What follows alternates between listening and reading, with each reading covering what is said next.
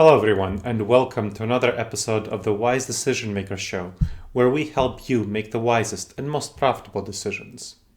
And today, what I'd like to to you about is work from home burnout. You've probably heard a lot about work from home burnout during the pandemic. It's not an easy issue, and it's something that a lot of people have been struggling with. And of course, Zoom fatigue is a related issue where people feel fatigued and drained from doing Zoom conferences, meetings, and other sorts of video conference activities. Now, you might be surprised to find out that work from home burnout and Zoom fatigue are a lot more complex than people generally think they are. So, I want to talk about in this episode of the show about specifically how complex they are, because you'll need to understand the causes of work from home burnout and Zoom fatigue in order to take any steps to address them. So let's talk about the causes so that you can understand them. And then with an understanding of them, that will really help you address work from home burnout and Zoom fatigue. Now, thinking about work from home burnout, Zoom fatigue, we have to go to the very beginning of the lockdowns in the US in early March. And of course, around the globe, earlier they happened in China and so on. In February, they happened in Italy. In March, they happened in US and in other highly developed countries in Europe, in the North Americas. And what happened was that there was an abrupt shift. It was very abrupt.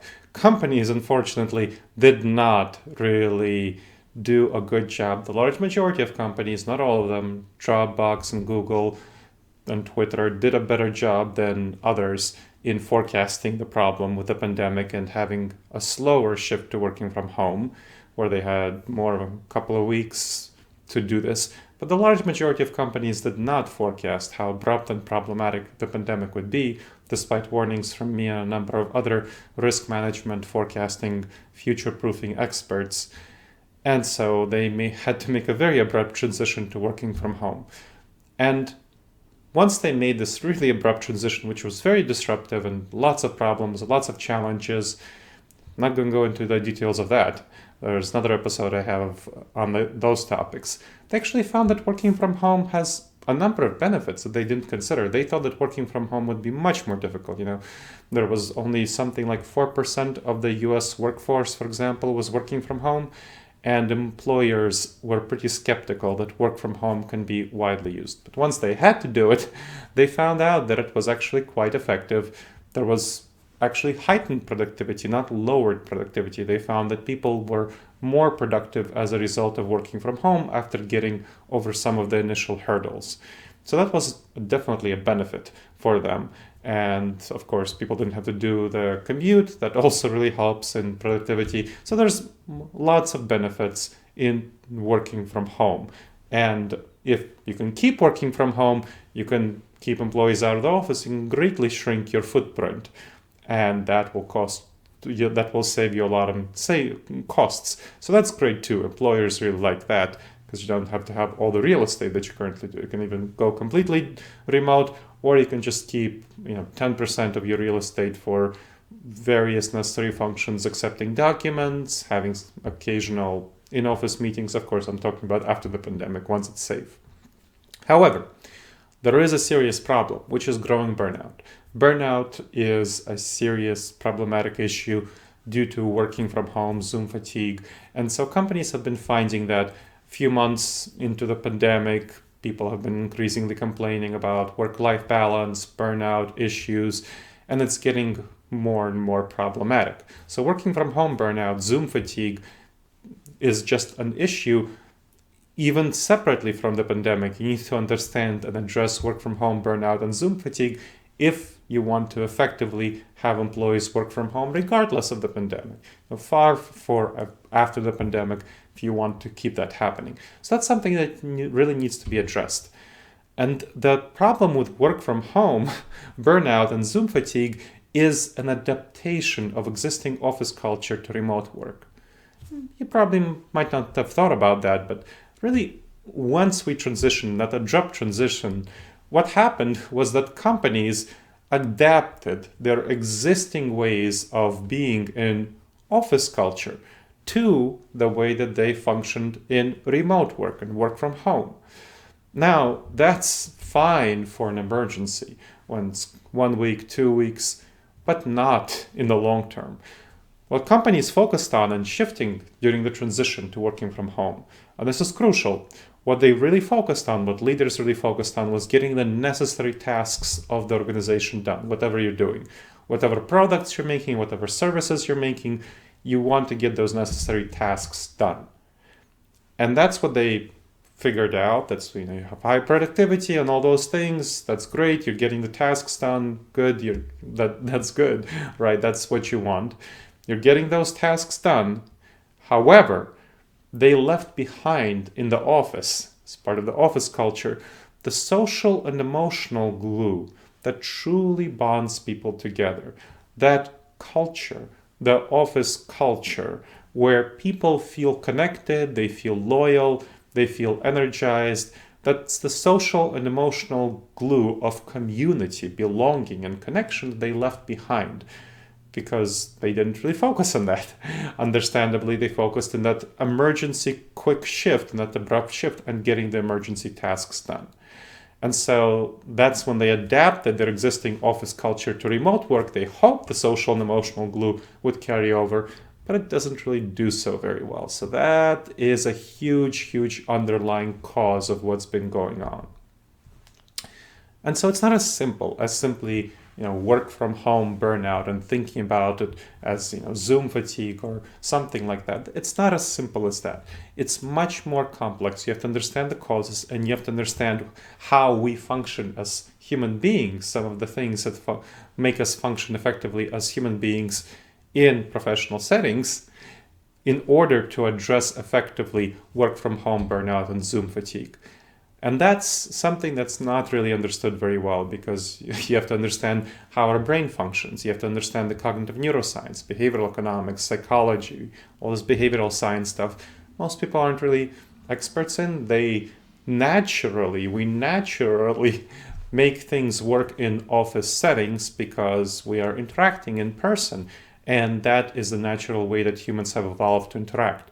Now, our natural interactions, when you think about them, how do we interact in the office? We interact as a group, as a small group, and that has to do with how we evolved as human beings, what our brains are wired for. We are not evolved for the modern environment. That's not what we evolved for. The modern environment with the internet and so on has really been around since the 1990s, right? Haven't had time to evolve for that. We are evolved, actually, our gut reactions, our intuitions, our emotions, the way we interact with each other naturally, are actually evolved for the savanna environment, when we were hunters and gatherers living in small tribes of 15 people to 150 people. And so, especially in those small nuclear teams that we have, teams of 6 to 8 people, that's what the typical team is, 6 to 8 people. It grows less and less manageable after 8 people. You definitely don't want to go over 8, definitely don't want to go over 10, but ideally you don't want to go over 8 and 6. 4 to 6 is the Goldilocks zone of the ideal number of team members. So that's kind of small nuclear unit. And then the larger organization, your division, your department, 15 to 150 people.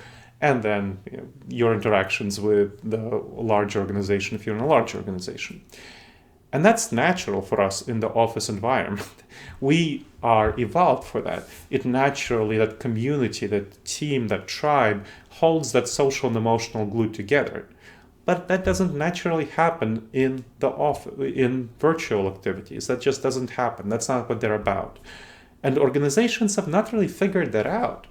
They have not looked at this strategically. They have not looked at the science on this. They have not looked at the best practices on this question. They just try to use operational tactics to address problems related to work from home burnout and Zoom fatigue. They try to, address, this is the tactic that we're going to try to use to address this problem. That does not work well, unfortunately, those operational tactics, because what you need to do is have a strategic approach. You need to strategically shift to viewing work from home as a new normal, and as you shift to that, seeing it as a new normal, that's when you can make an effective difference and actually address the problems leading to work from home burnout and Zoom fatigue. Otherwise, you're just forcing a square peg into a round hole. If you're trying to use the traditional, previous, natural transition, the abrupt transition of office culture, which you adapted to remote work, to working from home, you're forcing that square peg into a round hole, and you're just going to, you can make it work if you force it hard enough, which the vast majority of companies did. They made it work, but they broke off the corners of the square peg, which is, in this metaphor, the social and emotional glue that holds our office culture together, that holds teams together, tribes, communities. So that's been broken off, unfortunately. And you know what? You're forcing that square peg in with the broken off corners into the round hole, and that's going to hold for a while, but it's not going to be nearly as effective, and it's going to be wobbly, and eventually it's going to break off. People are going to burn out. That's not something you want to do. So, to address this problem, you need to first understand the variety of causes leading to work from home burnout.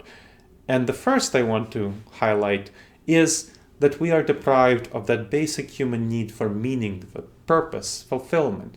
That's something that has been really taken away from us when we move from office environments to working from home environments. Now, when you work from home, you don't get those narratives, that sense of self, that sense of identity that's tied to the workplace.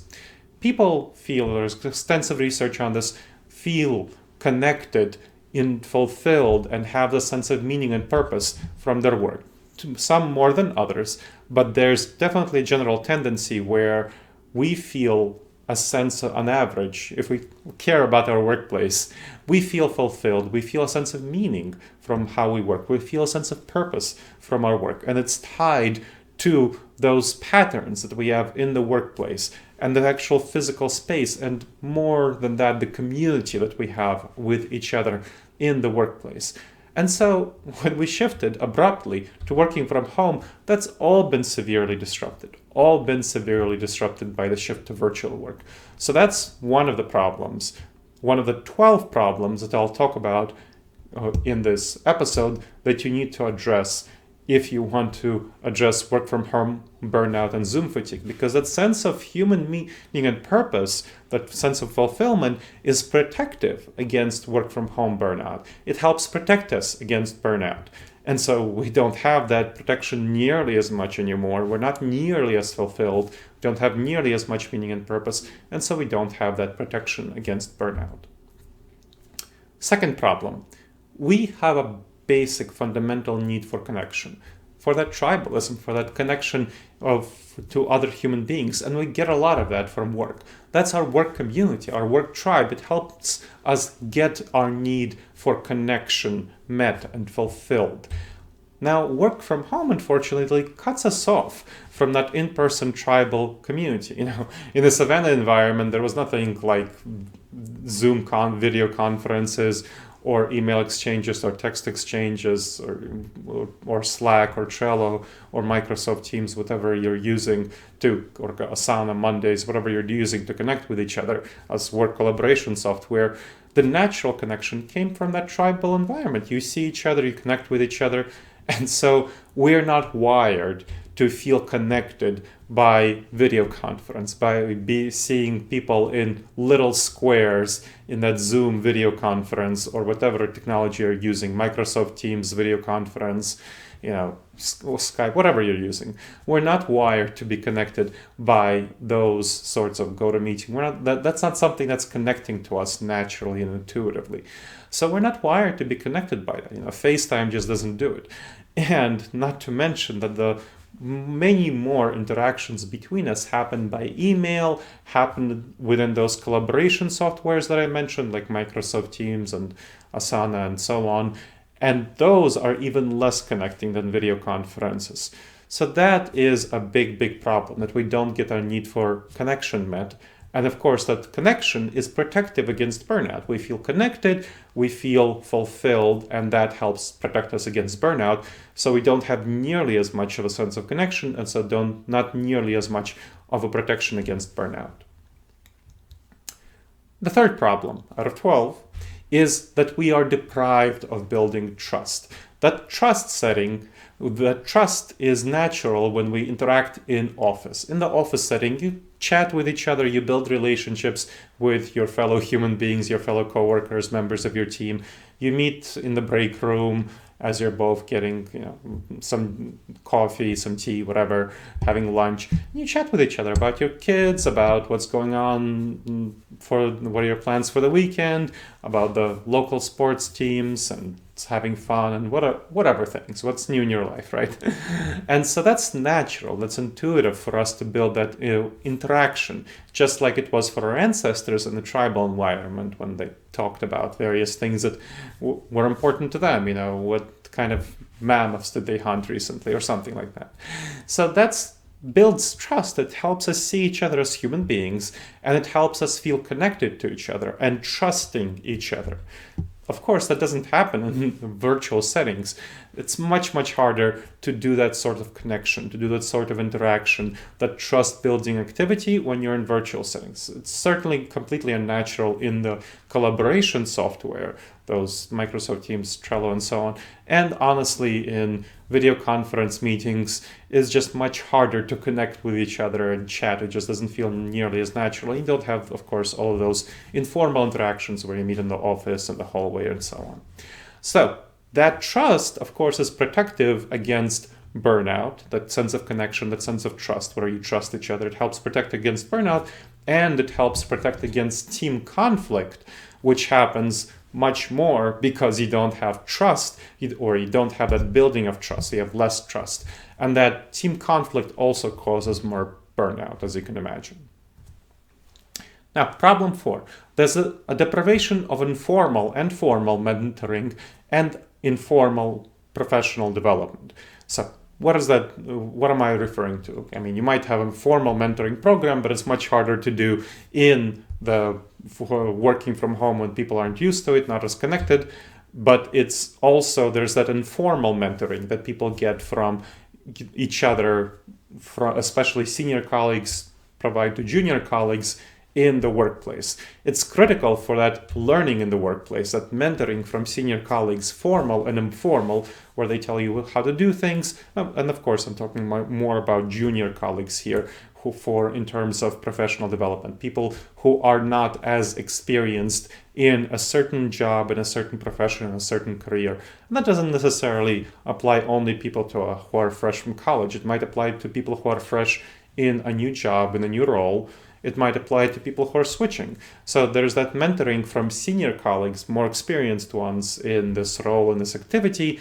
And there's also professional development, informal professional development, where you observe your colleagues, sales professionals observing, hearing each other on the phone with outbound calls and inbound calls. You're just seeing what other people are doing in meetings and so on. So being able to see those things, to see your interactions with your colleagues interacting with each other, helps you learn how to do things. And not having that learning, that's definitely contributes to burnout, because you're not as confident, not as productive, not as effective, and that causes a lot of problems. Problem 5 out of 12. It's not simply Zoom fatigue. Now you think about Zoom fatigue, it's a widely used term where, again, drain due to video conference meetings. Now, it's not that Zoom fatigue doesn't exist. I'm not saying it's not a real phenomenon. It's a real experience, but it's not due to Zoom itself or other video conference software. What happens is our emotions, our intuitions, our reactions, gut reactions, we expect to feel connected, just like we would in a work meeting, in a professional meeting, or in a one-to-one, whether it's a professional meeting, team meeting of a whole team, something like that, or a one-on-one meeting with a colleague, we intuitively expect to feel connected. But our emotions don't process the video conference software nearly as connecting, as we would in a real meeting. We don't feel nearly as connected to the other person, whether it's a one-on-one or to the other people if it's a team meeting. And so we're left feeling disappointed, drained, disconnected, disillusioned. That experience is what we call Zoom fatigue, and that experience contributes to burnout. A related problem is that we're forcing a square peg into a round hole when we're trying to use office-style connecting activities like Zoom happy hours to virtually interact with each other.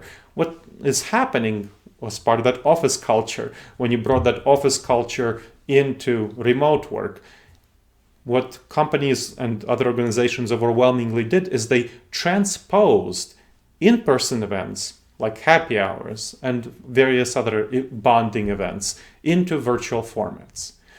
And that just doesn't work well. Unfortunately, it just doesn't work well because of our expectations. Our gut intuitions expect to feel connected. They expect to feel satisfied. And it's inevitably disappointing. It doesn't meet our needs. So, think about Zoom happy hours, right? How are you going to have that chat with a colleague where you go off in the corner and chat and catch up and so on during a Zoom happy hour? You're not going to do that. And that's just one example, and that builds up.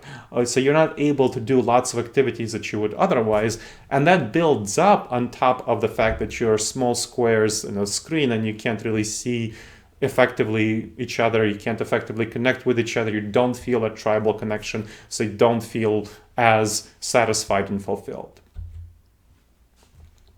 Now, those problems are deprivations. There's also lack of skill problems.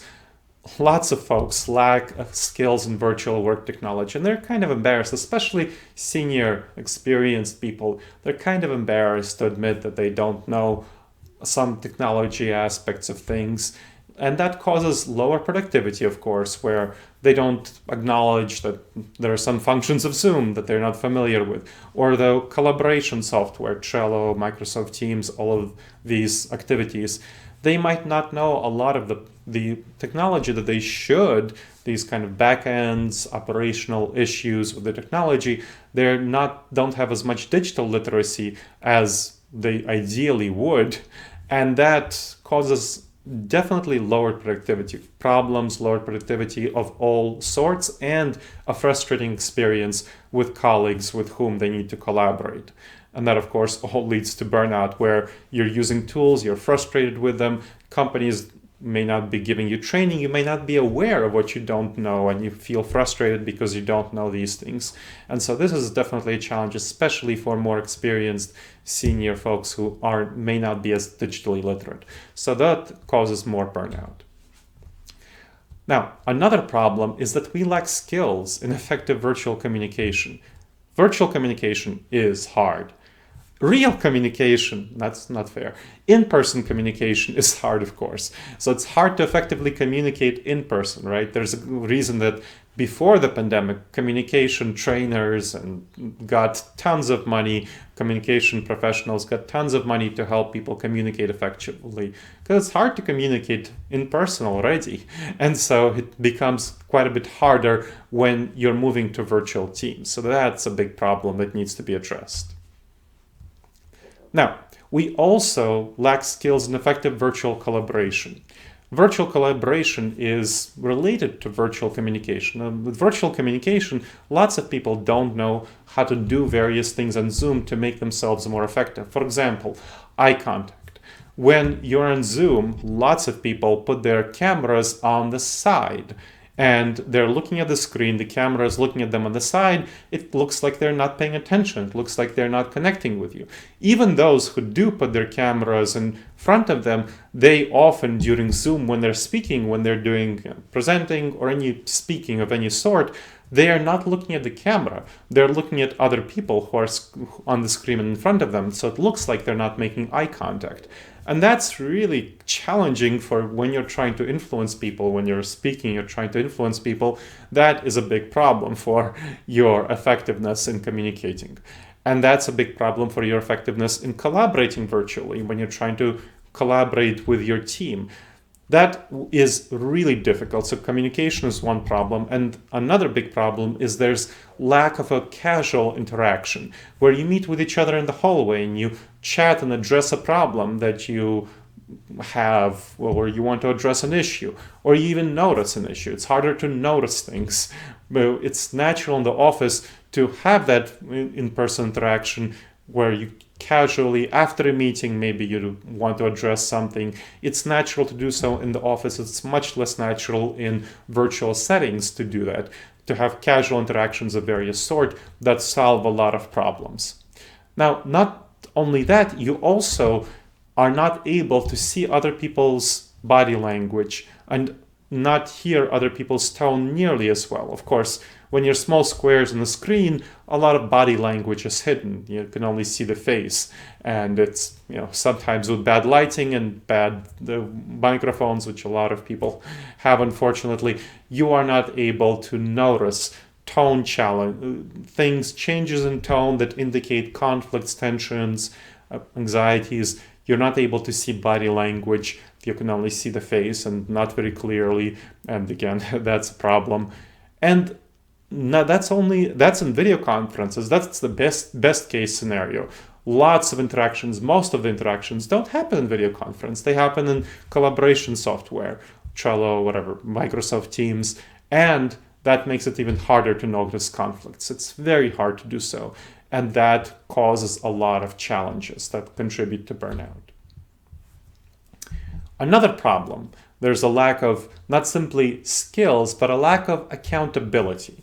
In-office environments allow easy accountability from leaders and from peers alike. If you're a leader, you can walk around and see who looks disengaged, who looks apathetic, who looks anxious, who looks like there's some sort of problem, and you can check in with them quickly on certain issues and see what's going on and address them. Or during a meeting when they seem disengaged or something like that, body language, body tone during a meeting.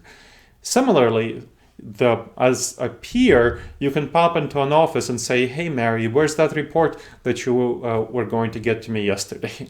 So if somebody pops into your office, it's much harder to ignore them than it is to ignore a message on Slack, right?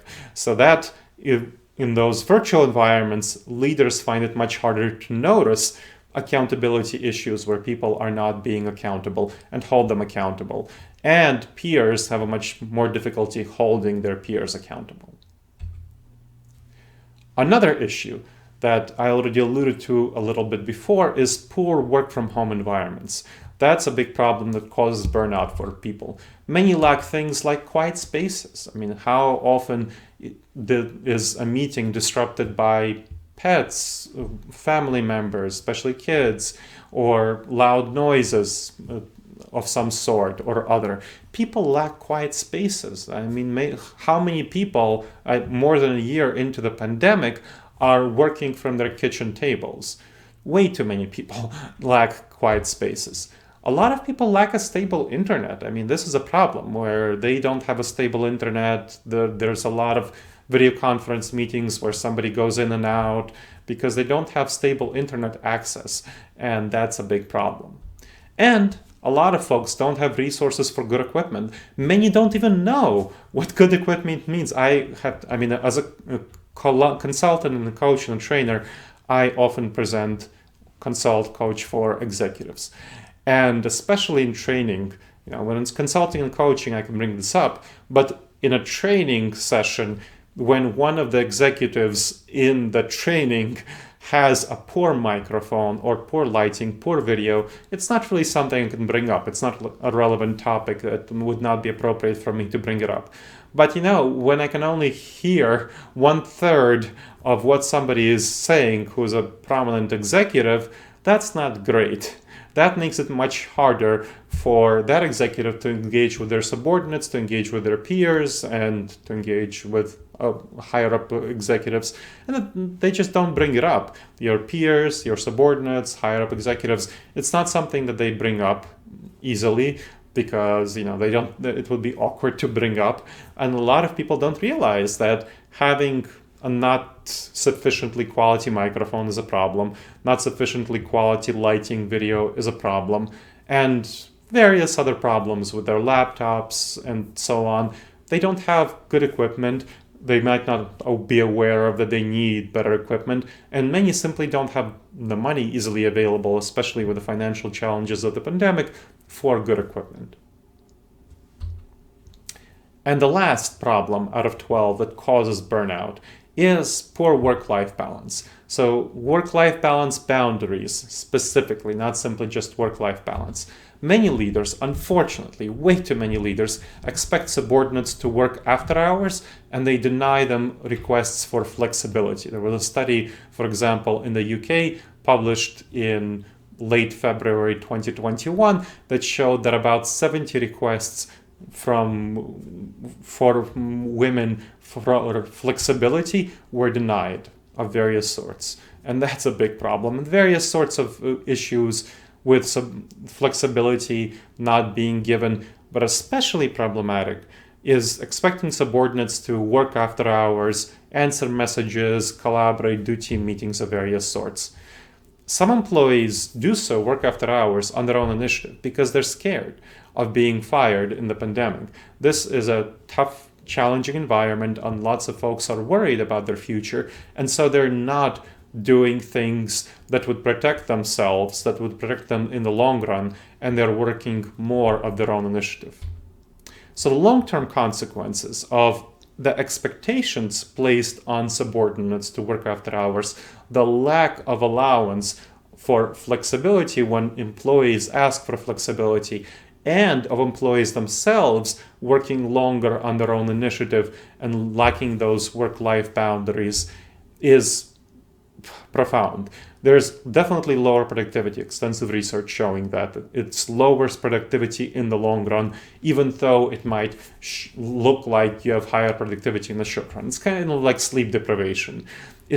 When you are going on 4 hours of sleep, 6 hours of sleep, instead of the 8 hours of sleep on average that everyone should be getting. The research suggests adults should be getting 7 to 9 hours of sleep, and you definitely don't want to get less. On average, most people, including most likely you, should be getting 8 hours of sleep with some variance. You should not be getting less than 7 hours of sleep in any regular way, and especially less than 6 hours of sleep. But there are some people who go 4 to 6 hours and they say, I'm fine, I feel good, I'm productive. And they're indeed working well. Well, they might be working the same amount of time, but they're much less effective and efficient. They get less done in their work, and they make more errors. And so more errors because of sleep deprivation, more errors because people are burned out. So just that work-life boundary where people are working more and they're doing more things causes them to make more errors because they're doing less quality work. It also causes worse health. So, which is especially problematic in the pandemic, but even outside of the pandemic, causes worse physical health and worse mental health. People are more anxious, more depressed, more strained. That's kind of the mental health. And people have various physical ailments like ulcers and various sort of stomach problems, various sorts of infirmities that come from being overworked. And of course, that causes decreased retention because in the longer term, employees who are not given flexibility, and especially who are forced to work after hours, where there's that expectation from leaders, they are going to be leaving companies, and they are leaving companies. There's a reason there's increasingly poor retention, where retention is going down in the pandemic due to work from home burnout and Zoom fatigue. So that's the last of the 12 problems that I wanted to share with you that causes work from home burnout and Zoom fatigue. Those 12 problems, and especially that profound issue of not treating work from home burnout and Zoom fatigue as a strategic issue, instead of treating it as an operational issue, that abrupt transition and that transposing, that putting the square peg of office culture into the round hole of remote work. That's the biggest fundamental causes of work from home burnout and Zoom fatigue. So it's a lot more complex than you might think. All right, everyone. This has been another episode of the Wise Decision Maker Show. I hope you found it beneficial. Please make sure to follow us on wherever you've checked us out, whether it's on YouTube for the videocast version of this, or on iTunes or various other podcasts for the podcast version of this. Click like. Please share it on social media. And share it with your friends and whoever else you think would benefit your bosses. If you want to benefit from them addressing work from home burnout and Zoom fatigue, there's a blog with this information that's linked in the show notes that you can check out. Has a lot more information. Make sure, again, to follow us, to subscribe, and leave your comments and reviews. We really appreciate hearing from you. That helps us make much better content. All right, everyone. I hope you've enjoyed this again and look forward to seeing you next time on the Wise Decision Maker Show. And in the meantime, the wisest and most profitable decisions to you, my friends.